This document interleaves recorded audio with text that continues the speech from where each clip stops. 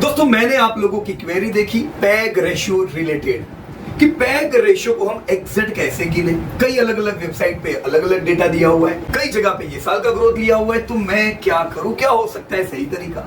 दोस्तों इसके साथ ही कुछ ऐसी क्वेरीज भी आती है कि मैं कैसे जानूं कोई भी समय पे कि भी मुझे शेयर बाजार में कितना इक्विटी में पैसा रखना चाहिए, कितना कैश में रखना चाहिए। क्योंकि बाजार तो अच्छा है, इंडिया लॉन्ग टर्म बुल है, लेकिन महंगा भी तो बाजार होता है। तो ऐसे समय पे मैं कैसे समझूं बाजार कितना महंगा है और कितने महंगे पे मैं कितनी कैश रखूं। दोस्तों इस प्रकार की अलग अलग क्वेरी को सॉल्व करने के लिए आज का ये सेशन दोस्तों आपके लिए है। दोस्तों मैं Piyush Patel profit from it की ओर से आप सबका आज के सेशन में हार्दिक स्वागत करता हूं। आज दोस्तों हम क्या क्या चीज कवर करेंगे। सबसे पहले basic what is PEG ratio, second how to calculate the PEG ratio, why the PEG ratio is important and what are the drawbacks of PEG ratio। PEG ratio के कुछ लाइव एग्जांपल्स जिससे हम जान सके कि PEG ratio को कैसे live देखा जाए और इससे ये भी क्लैरिटी आएगी कि मुझे कौन से समय पे कितना कैश रखना चाहिए। सो रेडी हो दोस्तों आप सब लोग? अगर चैनल सब्सक्राइब नहीं किया है चैनल सब्सक्राइब कर दीजिए ताकि ऐसे सारे वंडरफुल अपडेट आप लोगों को मिलते जाए। ऑलराइट, तो मैं प्रयास करूंगा आपकी क्वेरी सॉल्व करने का, लेकिन फिर भी आपके दिमाग में कहीं भी कोई क्वेरी आती है you can note down in chat box. So सबसे पहले दोस्तों हम प्रश्न पे आ जाते हैं, what is the PEG ratio. दोस्तों पैग रेशियो क्या होता है? दोस्तों इसका जवाब भी बिल्कुल सिंपल है, जो इसके नाम में है। ये क्या है? Peg ratio, PEG। तो बिल्कुल इसको फॉर्मूला से ही जाने, यह है दोस्तों price earning to growth ratio. यानी ये रेशियो मुझे बताता है दोस्तों कोई भी कंपनी का प्राइस अर्निंग यानी PE। दोस्तों PE किसके लिए देखा जाता है? वैल्यूएशंस देखने के लिए कि कितना महंगा है अर्निंग के मुकाबले। सो दोस्तों बिल्कुल सिंपल हुआ, जब हम PE को ग्रोथ से कंपेयर करते हैं तो पैग रेशियो बनता है। दोस्तों ये दोनों ही चीजें स्टॉक मार्केट में बड़ी इंपॉर्टेंट है। दोस्तों जनरली शेयर बाजार में आप सुनोगे कि ग्रोथ कंपनी में रहना चाहिए या ग्रोथ सेक्टर में रहना चाहिए। सो ग्रोथ तो चाहिए ही चाहिए। सो कंपनी या इंडस्ट्री या कंट्री का ग्रोथ बहुत अच्छा है और मैं वहां पे निवेश करूं तो उसे कहते हैं ग्रोथ स्ट्रेटेजी। जैसे दोस्तों भारत क्या है? Bharat strongest fastest growing economy है। तो जब आप यूएस के कंपैरिजन में या कोई और कंट्री के कंपैरिजन में जब आप भारत में निवेश करते हो तो आप ग्रोथ इन्वेस्टर हुए, राइट? तो ग्रोथ यानी ये कौन सा ग्रोथ हुआ दोस्तों? ये हुआ अर्निंग ग्रोथ, यानी ऐसी इकोनॉमी जिसके प्रॉफिट्स बढ़ते जाए। सो ग्रोथ से हम मानेंगे हम प्रॉफिट ग्रोथ की दोस्तों बात कर रहे हैं। और प्रॉफिट कब बढ़ते हैं दोस्तों? हाई प्रोबेबिलिटी होती है प्रॉफिट वहां बढ़ने की जहां पे सेल्स ग्रोथ बढ़िया हो।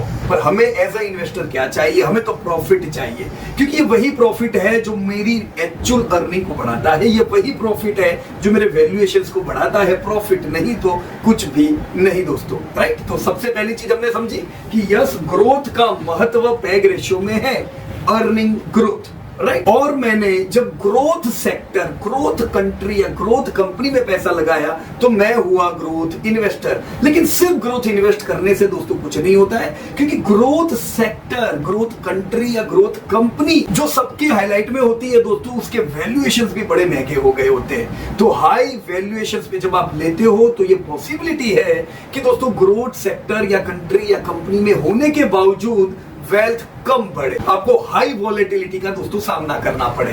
तो ग्रोथ इन्वेस्टर के साथ मुझे कौन सा इन्वेस्टर बनना चाहिए? मुझे वैल्यू इन्वेस्टर बनना चाहिए। दोस्तों वैल्यू इन्वेस्टर यानी वो लोग जो सस्ते में माल लेते हैं। पर सिर्फ सस्ते में स्टॉक लेने से काम नहीं बनता है, सिर्फ सस्ते समय मैंने कोई भी कंट्री में पैसा डाल दिया तो भी काम नहीं बनता है। ये हमें बाउंस दे सकता है, वेल्थ नहीं।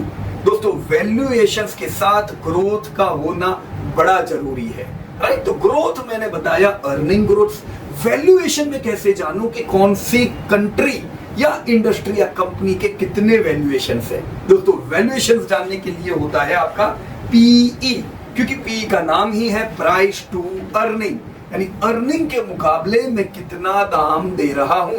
तो दोस्तों पैग रेशियो एक बड़ा इंपॉर्टेंट फॉर्मूला हुआ, क्योंकि यहां पे हमने वैल्यूएशंस को भी कंसीडर किया, हमने ग्रोथ को भी कंसीडर किया।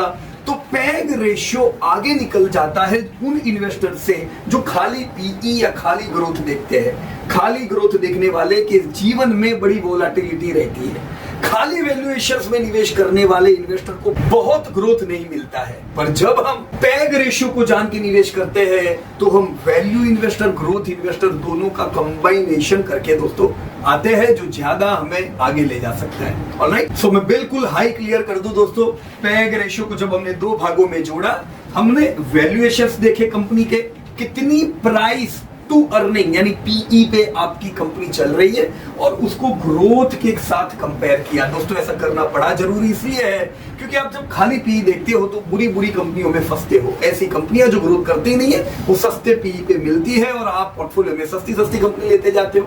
जब आप खाली पीई देखो काम का नहीं है, खाली ग्रोथ देखो काम का नहीं है, दोनों को जब कंबाइन किया तो पैग रेशियो दोस्तों कमाल करता है। तो दोस्तों अब आप मुझे बताइए पैग रेशियो का महत्व क्या हुआ। अगर मैं पैग रेशियो नहीं देखूंगा तो क्या मुझे ये पता चल पाएगा कि मेरी कंपनी या मेरी कंट्री या मेरी इंडस्ट्री ग्रोथ के मुकाबले कितने वैल्यूएशंस पे है। दोस्तों अगर ग्रोथ के मुकाबले बड़े हाई वैल्यूएशंस है तो भले ग्रोथ अच्छा है, मुझे थोड़ा कैश रखना चाहिए क्योंकि वैल्यूएशंस नीचे आ सकते हैं। अगर ग्रोथ के मुकाबले लो वैल्यूएशंस पे मेरी कंपनी है तो मैं ज्यादा इक्विटी में रख सकता हूं क्योंकि ऐसे समय पे मेरे वैल्यूएशंस बढ़ने की पूरी प्रोबेबिलिटी होती है। सो दोस्तों इंपॉर्टेंस पैग का क्या हुआ ये मुझे बता सकता है कहां पे ग्रोथ और वैल्यू का कॉम्बिनेशन है। राइट, ऐसा क्यों? क्योंकि यहाँ पे हमने दोनों चीजों को महत्व दिया, अर्निंग्स ग्रोथ को भी दिया और पीई को भी दिया। क्लियर दोस्तों? सो अब हम जानेंगे दोस्तों इसकी formula, how to calculate PEG ratio. Alright, so मैंने यहाँ पे लिखा पीईजी और मुझे जानना है पीईजी का फॉर्मूला। तो मुझे क्या करना होगा? सो दोस्तों पीईजी की फॉर्मूला क्या हुई? पीईजी की फॉर्मूला हुई प्राइस टू अर्निंग, किसकी? मेरी कंपनी की या इंडेक्स की, divided by earning growth, EPS growth, मेरी कंपनी के प्रॉफिट कितने परसेंटेज से बढ़ रहे हैं। राइट, तो PE divide by earning growth will give me PEG ratio. Alright, so इस फॉर्मूला से मुझे हाई क्लैरिटी हुई कि कंपनी के वैल्यूएशंस को मैं अर्निंग ग्रोथ के साथ कंपेयर कर रहा हूं। एक्चुअल मेरी जेब में कितनी अर्निंग बढ़ के आने वाली है, एक्चुअल अर्निंग के कारण मेरे शेयर का वैल्यूएशंस कितना बढ़ने वाला है, ये क्लैरिटी कर सकता है दोस्तों ये रेशियो। राइट फ्रेंड्स, तो सपोज एक एग्जांपल मैं लेता हूं कि चलो मेरी एक कंपनी का पीई है 20 का। राइट, तो मैंने लिख दिया 20 पीई, और उस कंपनी का ग्रोथ है 10% का, यानी 10% ग्रोथ से मेरी कंपनी की अर्निंग बढ़ रही है। तो इस केस में 20 divide by 10 is equal to 2। मेरा पैग रेशियो कितना हुआ? 2 टाइम्स। वैल्यूएशंस जो कंपनी के हैं वो फेवरेबल नहीं हुए क्योंकि मेरे वैल्यूएशंस अर्निंग ग्रोथ के 2 गुना है। ऑलराइट दोस्तों, ये सिंपल सी फॉर्मूला हुई पैग रेशियो गिनने की। सो अब इसका इंपॉर्टेंस देख लीजिए दोस्तों कि मेरी कंपनी 20 के पीई पे है, यानी वैल्यूएशंस 20 है, पर क्या मेरे वैल्यूएशंस अर्निंग ग्रोथ को बैलेंस करते हैं? नहीं करते हैं दोस्तों। वैल्यूएशंस ज्यादा है, ग्रोथ कम है, ऐसे केस में मुझे कैश रखना चाहिए। राइट, मैंने सोचा है इस कंपनी में मैं 5% रुपया डालना चाहता हूं। अगर ये बैलेंस होता तो मैं जरूर 5% डाल देता, क्योंकि इस कंपनी में मुझे 5% इन्वेस्ट करना है मेरे पोर्टफोलियो का, और कंपनी फेवरेबल वैल्यूएशंस पे है। मैंने 5% वेटेज इसलिए कोई कंपनी को दिया है क्योंकि मैं यहाँ पे जबरदस्त ग्रोथ उम्मीद करता हूँ, मैं कंपनी की लीडरशिप पहचानता हूँ, मैं कंपनी के क्वालिटी पैरामीटर देख चुका हूँ, तो मुझे ग्रोथ अच्छा मिलने की उम्मीद है। हाई क्वालिटी कंपनी है, हाई कंसिस्टेंट है, इंडस्ट्री बढ़िया है, रिस्क कम है, तो मैंने सोचा 5% पैसा इधर लगाऊंगा। अगर मुझे रिस्क लगता है वैल्यूएशंस में नहीं, कंपनी में प्रॉफिटेबिलिटी कंसिस्टेंट ना हो, डेब्ट ज्यादा हो, ऐसे केस में मैं वेटेज दोस्तों कम दूंगा। पर एक बार मैंने वेटेज दे दिया, वेटेज देते समय मैंने वैल्यूएशंस को महत्व नहीं दिया है, मैंने कंपनी की ग्रोथ को महत्व दिया है, मैंने कंपनी की क्वालिटी, मैंने कंपनी की कंसिस्टेंसी को महत्व दिया है, और एक वेटेज मैंने फिक्स किया, फॉर एग्जांपल 5% और 2% एनीथिंग। पर अब जब मैं पैसे इन्वेस्ट करने जाऊंगा तो जरूरी नहीं है मैं 5% इन्वेस्ट करूंगा। अगर मैं यहाँ पे देख रहा हूं कि वैल्यूएशंस तो डबल है, 2, ये होने कितने चाहिए दोस्तों? फेवरेबल होने चाहिए। अगर यहाँ पे 20 का पीई है, 20 का ग्रोथ होता तो मैं 5% डालता, पर इस केस में क्या है दोस्तों? पैग रेशियो डबल हुआ दोस्तों, तो ऐसे केस में मैं यहाँ पे खाली 2.5% पैसा इन्वेस्ट करूंगा, 2.5%। दूसरा 2.5% में कैश रखूंगा। क्यों? क्योंकि पी ज्यादा है, अर्निंग कम है, शेयर नीचे आने की प्रोबेबिलिटी है, उस केस में मेरे पास पैसा होना चाहिए ताकि मैं नीचे से उसको अच्छे वैल्यूएशन पे खरीद सकूं। राइट फ्रेंड्स, तो पैग रेशियो ने मुझे बताया वैल्यूएशंस और ग्रोथ का संबंध, दोनों को जब हम कंबाइन करें तो वैल्यूएशन हाई है कि दोस्तों लो है, जो खाली पी मुझे नहीं बता सकता है। राइट फ्रेंड्स, तो मुझे पैग रेशियो बड़ा काम लग सकता है लॉन्ग टर्म वेल्थ पोर्टफोलियो बनाने के लिए। अब कई लोग दोस्तों ये कर सकते हैं कि भी वो कंपेयर करेंगे, एक सेक्टर की 5 कंपनी ली, देखें कि पैग रेशियो किसका फेवरेबल है, पर वो सही तरीका नहीं है। क्यों सही तरीका नहीं है? क्योंकि पैग रेशियो तो वैल्यूएशन खाली बता रहा है, पैग रेशियो के बेस पे आप कंपनी सिलेक्ट नहीं कर सकते हो। कंपनी का सिलेक्शन का क्राइटेरिया आपके क्वालिटी पैरामीटर पे बेस करता है, ग्रोथ पैरामीटर पे, कंसिस्टेंसी के पैरामीटर पे कंपनी सिलेक्ट कर दी, फिर मैं पैग रेशियो के हिसाब से मैं देखूंगा कि मुझे कितना पैसा इन्वेस्ट करना है, कितना कैश रहने देना है। राइट, अगर मैं कंपेरेटिव पैग रेशियो देखूंगा तो दोस्तों पैग रेशियो फंसाएगा, क्योंकि बहुत सी बार जो बुरी कंपनी होती है उन्होंने लॉसेस किए होते हैं, उनके प्रॉफिट बड़े श्रिंक हो गए होते हैं और जैसे अच्छा समय आता है उनके प्रॉफिट्स में उछाल आता है। तो अर्निंग ग्रोथ की वजह से आप कुछ वेबसाइट्स पे देखोगे डायरेक्टली समझे बगैर तो आपको पैग रेशियो तो बड़े फेवरेबल दिखाएंगे, लॉटरी लगेगी, पर वो लॉटरी नहीं है, वो तो इसी साल की अर्निंग ग्रोथ है, अगले साल वापस से बैठ जाएगी आपकी कंपनी। तो कंपैरेटिव एनालिसिस करने के लिए पैग रेशियो को यूज ना करें, पैग रेशियो को आपकी कंपनी में कैश और इक्विटी समझने के लिए दोस्तों यूज करें। राइट, सो पैग रेशियो मुझे इन्वेस्टमेंट डिसीजन में मदद करता है कि नहीं करता है? कितनी सिंपल सी बात है दोस्तों कि अगर ये पैग रेशियो 1 होता, यानी या तो P 10 होता और 10% का ग्रोथ है तो 1 हुआ, या तो ये सस्ता हो जाए। ये पैग रेशियो 2 है आज, ये 1 कब होगा बताओ मुझे? 1 तभी होगा जब शेयर नीचे आएगा। दोस्तों आपके शेयर की कीमत जितनी नीचे आती जाएगी उतना ये पैग रेशियो फेवरेबल होता जाएगा। तो कितना ये मेल खाता है आपकी फिलोसॉफी पे? Buy during fall, avoid buying during rallies. तो यही हुआ कि नहीं? अब फॉल के दरमियान जब लेते हो तो फेवरेबल पैग रेशियो पे दोस्तों आप स्टॉक लेते हो। राइट फ्रेंड्स, तो जितना शेयर टूटेगा उतना फेवरेबल पैग रेशियो होगा। उसके साथ दूसरे किस केस में दोस्तों पैग रेशियो फेवरेबल होगा? दूसरा क्या केस हो सकता है दोस्तों? अगर आपकी ये अर्निंग बढ़े तो भी तो दोस्तों पैग रेशियो फेवरेबल हो जाएगा, क्योंकि ये अर्निंग मान लो 10 के बदले 20% ग्रोथ आ गया तो पैग रेशियो तो फिर यहाँ पे 1 हो गया, तो ये तो फेवरेबल है। ऐसे केस में जो मैंने कैश रखी हुई है उसको मैं निकाल के और एक्यूमुलेट करने में यूज करूंगा पोर्टफोलियो में। क्लियर? तो शेयर जितना दौड़ेगा, अभी ये 1 हो गया है, अब मान लो यहां से शेयर में रैली आती है और ये शेयर दौड़ के डबल हो जाता है तो आपका पैग रेशियो ये पी में उछाल आके ये 30 का पी हो जाएगा। राइट, तो एकदम सिंपल सी बात है दोस्तों, जैसे जैसे पैग रेशियो बढ़े आप प्रॉफिट बुक कर सकते हो क्योंकि वैल्यूएशन फेवरेबल नहीं है। जैसे जैसे पैग रेशियो डिक्रीज होके 1 के करीब आए आप कैश को इनफ्लो कर सकते हो क्योंकि आप सस्ता ले रहे हो। अब पैग रेशियो बढ़ने के 2 प्रोबेबिलिटी, शेयर गिरा तो बढ़ेगा, अर्निंग बढ़ी तो गिरेगा।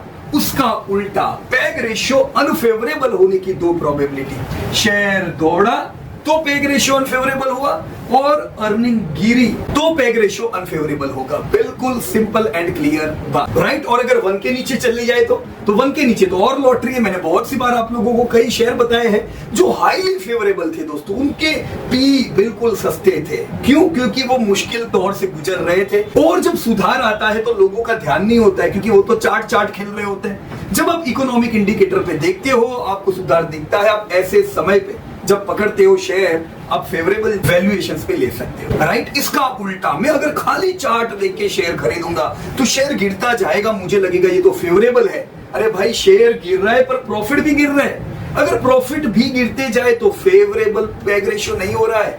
ऐसे समय पे बाय ड्यूरिंग फॉल को थोड़ी ब्रेक लगानी चाहिए। बाय ड्यूरिंग फॉल कब करना चाहिए? जब अर्निंग बढ़े, क्योंकि जब तक अर्निंग बढ़ेगी नहीं शेयर की नीचे की जो गिरावट है वो रुकेगी नहीं। आप सपोर्ट पे सपोर्ट डालते जाओगे, आप बोलोगे यार ये तो टूटता जा रहा है, तो टूटना है। कब तक टूटना है शेयर को? सपोर्ट से कोई सपोर्ट नहीं मिलेगा, सपोर्ट मिलेगा उसको अर्निंग से। अर्निंग जैसे लौटेगी फिर कोई रेजिस्टेंस नहीं है। आप रेजिस्टेंस पे रेजिस्टेंस रखते जाओ, शेयर दौड़ता जाएगा। क्यों? क्योंकि अर्निंग बढ़ती जा रही है। शेयर डबल हो गया, अर्निंग भी डबल हुई, वापस पैग रेशियो फेवरेबल, तो क्या और दौड़ेगा शेयर। तो शेयर क्यों कंटिन्यू मल्टी ईयर रैली करते हैं? जब टूटते हैं तो वो क्यों 3-3 साल टूटते हैं? ये पूरी गेम दोस्तों पैग रेशियो पे आधार रखती है। अगर आप पैग को रडार पे रखोगे आप धोखा नहीं खाओगे। सो अब थोड़ा ध्यान दीजिएगा दोस्तों, मैं आपको कुछ प्रैक्टिकल केस स्टडी आपके साथ शेयर करना चाहता हूं। जैसे यहाँ पे मैंने निफ्टी लिखा हुआ है और मैं निफ्टी का पैग रेशियो आपके साथ शेयर करता हूं, राइट। जैसे पिछले साल दोस्तों पीई निफ्टी का 23 का था, राइट, फॉर एग्जांपल 23 का था। अब पिछले साल पी 23 का था, पी के वैल्यूएशंस वैसे भी 20-21 के फेयर के होते हैं, हमें लगता है यार बहुत ज्यादा महंगा नहीं, राइट। पर इन्फ्लेशन बढ़ करता था, इन्फ्लेशन कम होने का नाम नहीं ले रहा था, तो प्रॉफिट ग्रोथ के एस्टिमेट रखे थे खाली 5% से। दोस्तों लास्ट टू लास्ट ईयर की मैं बात कर रहा हूं, जब इन्फ्लेशन बढ़ रहा था तो उम्मीद थी कि 5% से प्रॉफिट बढ़ेंगे। क्यों? क्योंकि इन्फ्लेशन हाई है। अब इस केस में आप देखो तो पैग रेशियो दोस्तों कितना हो गया, ये हाईली अनफेवरेबल हो गया। 4x से ज्यादा का आपका ये पैग रेशियो है और इसीलिए वो साल आपने कंटिन्यू दोस्तों 3,500 का पॉइंट का फॉल देखा था। ऐसा नहीं था बाजार बहुत महंगा था, पर अर्निंग थी नहीं तो पैग रेशियो तो हाई फेवरेबल। अब क्या हुआ, उसके बाद के साल जैसे जैसे इन्फ्लेशन डाउन होता गया, अब इस साल हमारी उम्मीद थी दोस्तों 25% से प्रॉफिट बढ़ेंगे। ये साल जो भी क्लोजिंग हुआ, राइट, उम्मीद थी इन्फ्लेशन डाउन तो प्रॉफिट सीधा अब दोस्तों जब पी होता है 23 का, आपकी अर्निंग होती है 25% ग्रोथ वाली, ये तो 1 या उससे भी नीचे हो गया, तो ये तो हाईली फेवरेबल था। तभी तो दोस्तों आपने 9 महीने की कंटिन्यू रैली देखी। तो रैली क्यों देखी? बिकॉज देखो दोनों समय पी सेम था, दोनों समय पी ने आपको नहीं बोला क्या सस्ता है क्या महंगा है, पर अर्निंग ने आपको इंडिकेट किया क्या सस्ता है क्या महंगा है, राइट। तो इसीलिए दोस्तों पैग रेशियो ट्रैक करेंगे तो ये हमें बहुत बढ़िया इंफॉर्मेशन दे सकता है। पर ये केस में दोस्तों पैग रेशियो हमने कौन सा देखा, देखो ये मैं बहुत इंपॉर्टेंट चीज यहाँ पे आपको बता रहा हूँ, ये सीख ली दोस्तों बहुत काम अच्छा हो जाएगा। जैसे अभी आपके पास एक अर्निंग ग्रोथ आया कि भाई 20% का ग्रोथ है इस बार का, राइट, और आपका पी भी 20 का है, तो ये हाईली फेवरेबल है। ऐसे केस में दोस्तों हम अच्छी रैली देख सकते हैं, राइट। लेकिन ये प्रीवियस ईयर का था। अब जब इन्फ्लेशन की एंट्री हुई तो होशियार इन्वेस्टर समझ जाते हैं, इन्वेस्टर बड़े मतलब गई भैंस पानी में, ये ग्रोथ बिगड़ेगा। आपने खाली पैग रेशियो देखा होता, चलो लेटेस्ट अर्निंग कितनी है, पी निकाला तो आप बोलते हो 1 फेवरेबल है, मजा आ गई। लेकिन फ्यूचर अर्निंग देखनी चाहिए। इन्वेस्टर को क्या देखना चाहिए? Forward earning, future earning. दोस्तों जब इन्फ्लेशन बढ़ा तो फ्यूचर अर्निंग ट्रिगर होती है कि भाई प्रॉफिट 20% दिख रहे, ये रहेंगे नहीं, प्रॉफिट आए 5%, पी आपका 20 या 23 का, और आपने करेक्शन देखा। अब ये साल आपको याद होगा दोस्तों, हम आपको एडवांस में कह रहे थे कि भाई इन्फ्लेशन टूटेगा और आपके प्रॉफिट दौड़ने वाले हैं ये साल, राइट। तो जो ईयर एंड क्लोज हुआ हमने एडवांस में बताया था कि नहीं कि प्रॉफिट दौड़ेंगे। क्यों? क्योंकि हमारा ध्यान दोस्तों चार्ट से ज्यादा इन्फ्लेशन पे था। इन्फ्लेशन डाउन, कौन रोकेगा प्रॉफिट को, कौन रोकेगा कंपनियों को? अब लाइन पे लाइन ड्रॉ करते जाओ, सब रेजिस्टेंस तोड़ के दौड़ेगी कंपनियां। हुआ क्या दोस्तों ये सब? मैं अभी इस केस में देखूं दोस्तों करीबन 25% का दोस्तों इस साल का ग्रोथ है कंपनियों का, तो 25% का प्रॉफिट ग्रोथ बहुत बढ़िया है। ऐसे में पी अपना 23 के करीब है तो ये तो फेवरेबल हुआ, राइट। तो हमने रैली देखी क्यों? क्योंकि ग्रोथ आया, राइट। अब दोस्तों मैं और एक महत्व की बात यहाँ पे बताऊंगा। दोस्तों हमेशा अर्निंग ग्रोथ देखते हैं हम पैग रेशियो में, पर अर्निंग किस पे डिपेंड होती है, वो बेस चीज को ना भूलिएगा। आप पैसे डाल रहे हो बिजनेस में तो इसको बिजनेस के लॉजिक से देखने चाहिए। दोस्तों आपकी एक कंपनी है XYZ, उसके प्रॉफिट 20% से बढ़े, पर उसके जो धंधे हैं, धंधे खाली 5-10% से बढ़े, तो आपको बहुत खुश नहीं होना चाहिए, क्योंकि ये जो 20% का प्रॉफिट है ये नीचे आ जाएगा। भले 20% है पर आपको फॉरवर्ड अर्निंग लो सोचनी चाहिए। Why? Because businesses are not supporting. तो ऐसे पैग रेशियो आपको गलत जानकारी दे सकते हैं, राइट। इसीलिए मैंने आपको कहा था इसका ड्रॉबैक भी देखना चाहिए। मैंने बताया फॉरवर्ड अर्निंग देखो, तो फॉरवर्ड अर्निंग यानी फॉरवर्ड पैग रेशियो, एक हुआ आज की अर्निंग, आज का पैग रेशियो, एक हुआ forward earning, forward peg ratio. अब बिजनेस सपोर्टिव नहीं है तो क्या प्रॉफिट नीचे आ जाएंगे अगले साल? आप बोलोगे प्रॉफिट 20% थी इसलिए मैंने इन्वेस्ट किया, पर ये तो टूटने वाले, आपको अभी से पता रहना चाहिए। इससे अच्छा है ऐसी कंपनी में ज्यादा वेटेज दो जिधर ग्रोथ बढ़िया है। दोस्तों धंधे जबरदस्त बढ़ रहे हैं। हमने पिछले साल से आप लोगों को ऑटो ऑटो ऑटो क्यों कह रहे थे? क्योंकि ऑटो में भी प्रॉफिट बढ़ने वाले थे, दूसरे के भी प्रॉफिट बढ़ने वाले थे, डिफेंस के भी प्रॉफिट बढ़ने वाले थे, प्रॉफिट बहुत के बढ़ने वाले थे, पर धंधे तो ऑटो, डिफेंस इन सबके जबरदस्त बढ़ने वाले थे। तो इनके धंधे सपोर्ट में थे, प्रॉफिट बढ़े, फॉरवर्ड पैग रेशियो भी पॉजिटिव है। क्यों? क्योंकि बिजनेस का सपोर्ट है। कुछ बिजनेसेस फेवरेबल नहीं थे, जैसे फार्मा फेवरेबल नहीं था, जैसे केमिकल सेक्टर फेवरेबल नहीं था, उनके धंधे नेगेटिव थे, डिक्लाइन थे, तो प्रॉफिट टूटने ही वाले थे, राइट। तो आपको अलर्ट कब रहना है, आपको एक्टिव कब रहना है? जब इधर सुधार देखा जाए, यानी कि सेल्स सुधरेंगे, ये प्रॉफिट को ट्रिगर करेंगे, प्रॉफिट सुधरेंगे दोस्तों, तो ये तो पैग रेशियो को सस्ता करेंगे, राइट। तो एडवांस में शेयर को सस्ता लेने के लिए मेरा ध्यान किधर होना चाहिए? सेल्स पे भी होना चाहिए, प्रॉफिट पे तो होना ही चाहिए। अभी के केस में निफ्टी 21-22 के पीई पे हो, प्रॉफिट मेरे 20-21% से बढ़ रहे हो, फेवरेबल ही है। मैं अगले साल क्या उम्मीद कर रहा हूं? फॉरवर्ड पैग रेशियो की अभी हम बात करें, देखो अर्निंग 15-20% से बढ़ने ही वाले हैं, अर्निंग का कोई टेंशन नहीं है बहुत ज्यादा, क्योंकि इन्फ्लेशन और कंट्रोल में रहेगा। पर उसके साथ एक ट्रिगर है दोस्तों, इंटरेस्ट रेट का। इंटरेस्ट रेट डाउन आएंगे तो ये साल आपकी बैंकिंग के प्रॉफिट बहुत नहीं चले, तो अब जब इंटरेस्ट रेट डाउन होंगे, आपकी बैंकिंग और फाइनेंस कंपनी के प्रॉफिट बढ़ेंगे, प्रॉफिट बढ़ेंगे तो फॉरवर्ड अर्निंग आपको पॉजिटिव रहना चाहिए, जिससे पैग रेशियो फेवर में आता है। अभी Q4 के जो नतीजे बैंक के आए, फाइनेंस कंपनी के आए, बुरे आए, पर शेयर नहीं टूटे। आप दो चीज बोल सकते हो, शेयर चले नहीं, शेयर नहीं चलने का मतलब अलग है और टूटने का मतलब अलग है। शेयर टूटे क्यों नहीं?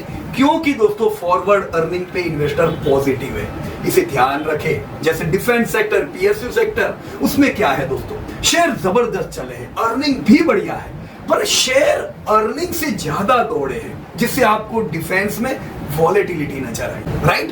तो 15-20 का पी मैं बीईएल को दूंगा, क्योंकि बीईएल से मैं 15-20% की ग्रोथ की तो उम्मीद रखूंगा ही, पर अगर यही बीईएल 30 के पी पे चला जाए तो आपका पैग रेशियो तो 2 हो गया, राइट। तो शेयर बुरा नहीं है, शेयर जबरदस्त है, पोर्टफोलियो में होना ही चाहिए। मेरे पास आज किसी के पैसे आए, मैं बीईएल खरीदूंगा, पर मैं कैश रखूंगा, मैं आंख बंद करके पूरे पैसे नहीं डालूंगा दोस्तों। क्यों?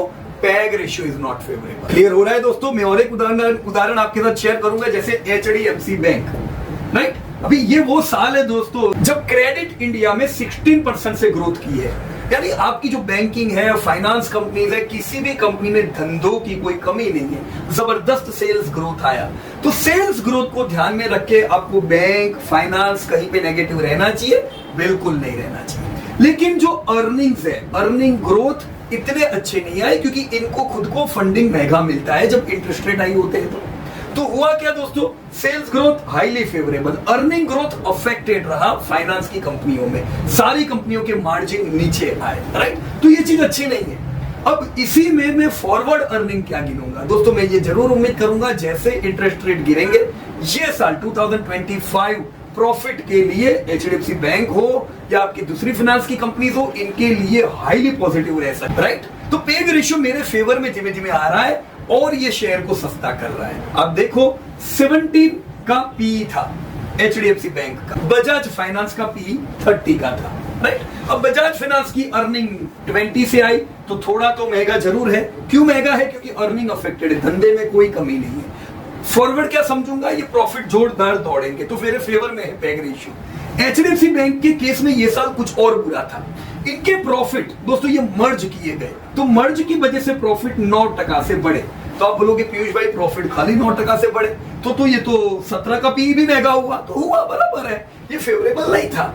ये छोड़ो, जब मर्जिंग की वजह से आपका ईपीएस ग्रोथ आप देखो, क्योंकि इक्विटी भी बढ़ी, तो प्रॉफिट ईपीएस के तो खाली 2% से बढ़े, तो ये तो और महंगा हो गया। अब आप बोलोगे ये चलता क्यों नहीं है? नहीं चलेगा, क्यों? वैल्यूएशन फेवर में नहीं है। पर 2025 क्या मैं ये उम्मीद करूंगा? नहीं, क्योंकि ये जो इफेक्ट आ रही थी मर्ज की वो आ गई 2024 में। अब 2025 में मैं प्रॉफिट को धमाकेदार बढ़ते देखूंगा, तो ये मेरे फेवर में आ रहा है, मैं इसमें ज्यादा पैसा और ऐड करूंगा। दोस्तों जब लोग फंडामेंटल्स देखे बगैर निवेश करते हैं, खाली चार्ट देखते हैं, ऐसे केस में वो निराश होते हैं, क्योंकि चार्ट बताते हैं सपोर्ट पे है, पर वो चलेगा थोड़ी ना। चलेगा कब? जब ये फेवर में होगा। दोस्तों आपकी जो भी कंपनीज है, आप अलग अलग कंपनीज को देखो, उनके जो ग्रोथ थे जब फेवर में थे पीई के, जबरदस्त दौड़े। अब कुछ समय अगर फेवर नहीं है तो वो 1-2 साल करेक्शन में रहते हैं, राइट। सो आई एक्सपेक्ट दोस्तों कुछ मैं आपका पैग रेशियो क्लियर कर सकूंगा होगा। तो कंक्लूड मैं बता दूं, पैग रेशियो 3 प्रकार के हुए। पिछले साल की जब अर्निंग देख के आपने डिसीजन लिया, दैट इज पैग रेशियो। अभी की जब अर्निंग देख रहे हो, फॉर एग्जाम्पल 6 महीने बीत चुके हैं ये साल के, तो ट्रेल ग्रोथ देखा जाता है कि अभी इस साल ग्रोथ में है कि नहीं है आपकी कंपनी, तो वो ट्रेल पैग रेशियो हुआ। पर दोस्तों जब मैं फॉरवर्ड अर्निंग देखता हूं तो वो फॉरवर्ड पैग रेशियो हुआ। सबसे बेकार पैग रेशियो कौन सा है? जब मैं पिछला पैग रेशियो देखता हूं। काम का पैग रेशियो कौन सा है? Trail peg ratio. वो मुझे आज का चित्र बताता है। पर सबसे काम का पैग रेशियो क्या है? फॉरवर्ड पैग रेशियो, क्योंकि वो मुझे फॉरवर्ड अर्निंग बताता है। Right friends, so this was all about your peg ratio. I hope ये जो सेशन था ये जरूर काम लगेगा आपके वेल्थ क्रिएशन में।